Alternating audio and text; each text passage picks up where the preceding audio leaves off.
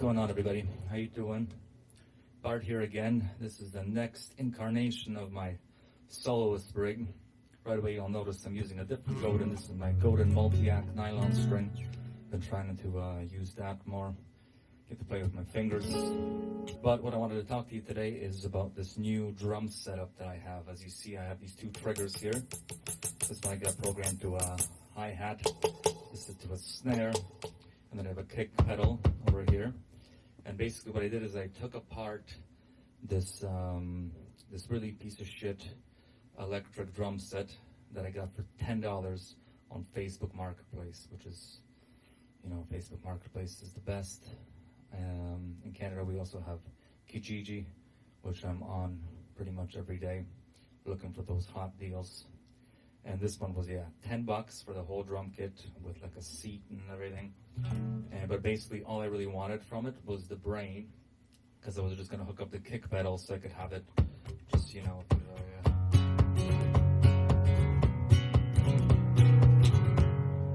just that. But then I thought, why don't I use some other triggers and maybe get a snare? So I'm going to show you exactly how I took everything apart and how I put it all together. Just this little motherfucker. That's the whole thing. You got this little wooden puck here. And there's a trigger from the cymbal. We're just gonna glue that on there with a little bit of super glue onto there. Then put some rubber on top. Just a little drop of that. Got those glued on. Oh, I got this, that's the rubber from the drum pad. I'm gonna cut out circles to cover those. Got those cut out. I'm gonna put that on there, glue those on. There's one done. Feels like an MPC pad. Just got the carpenter just to cut me a little piece of plexi, 9 centimeters by 9 centimeters. I'll get these motherfuckers mounted onto here. Here she is. A little bit of glue on there. Not good, not good. Kind of decided last minute to put that here as opposed to there. It's super glued now, so too late. A little bit of Velcro, and we'll see how she fits on the guitar. Something should go right here so it doesn't get in the way.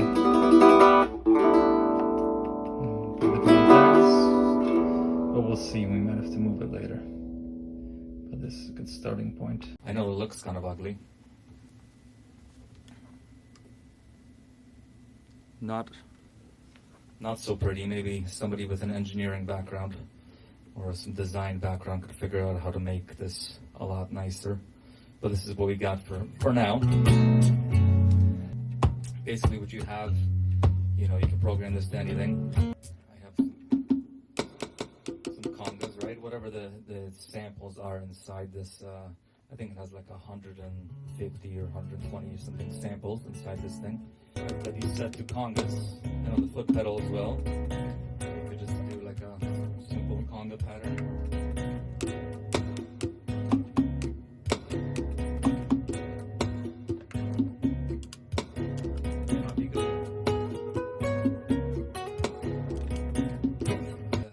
Sample kind of shit on this. What can you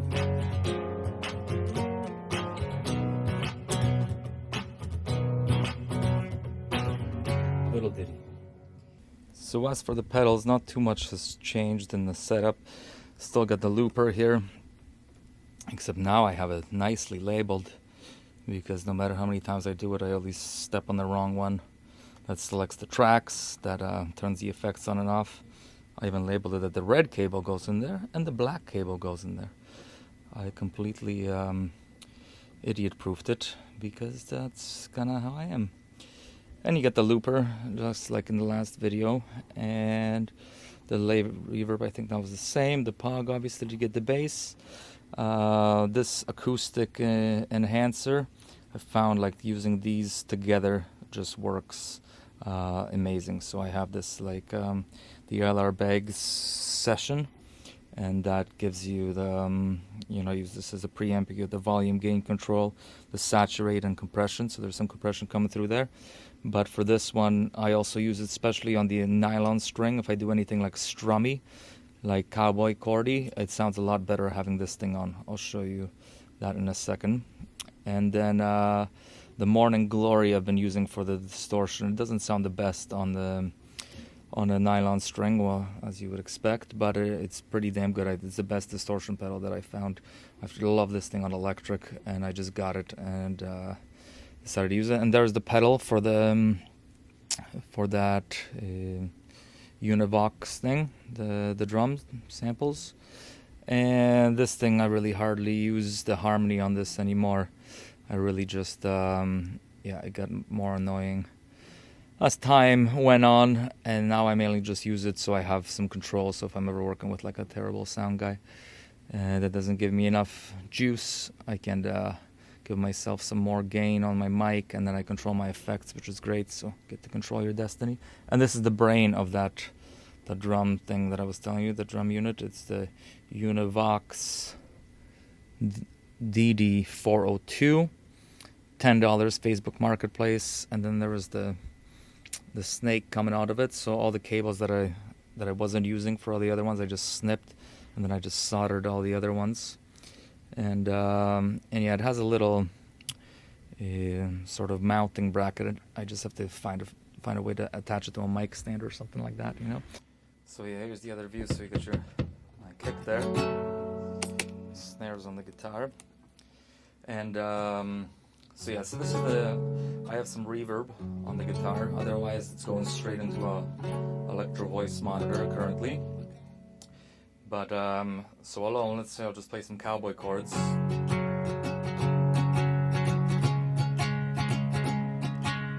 And this is with that acoustic enhancer.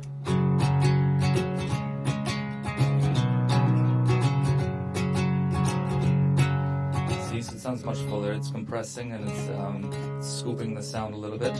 And I just think it works really well for that type of thing. So a lot of times what I'll do is I'll loop like a rhythm part with that with the enhancer on. So let's say,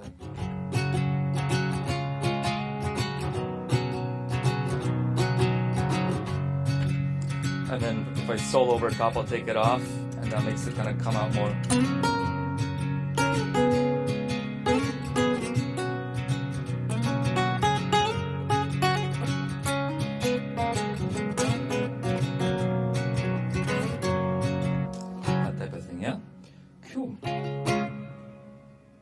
That's a setup, but one thing that got kind of annoying with it, I only used it honestly like once setup like this, is that I hated having these cables here, like 3 cables.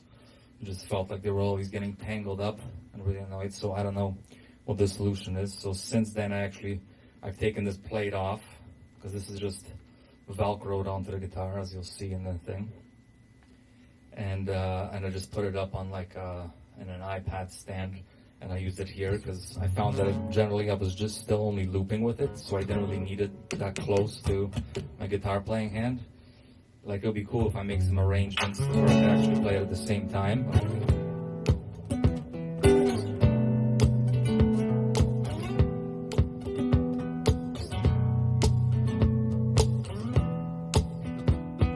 Generally, I found I've just been, you know, using it to loop, so I could just have it over here. They don't need to have these 3 cables running. So yeah, that's what I've been doing. And the next idea is, rather than rubber pads, I have these tuna cans here that I got in Portugal. This one was in oil, and then I got this yellow one in water. I haven't eaten this one yet. This one's done.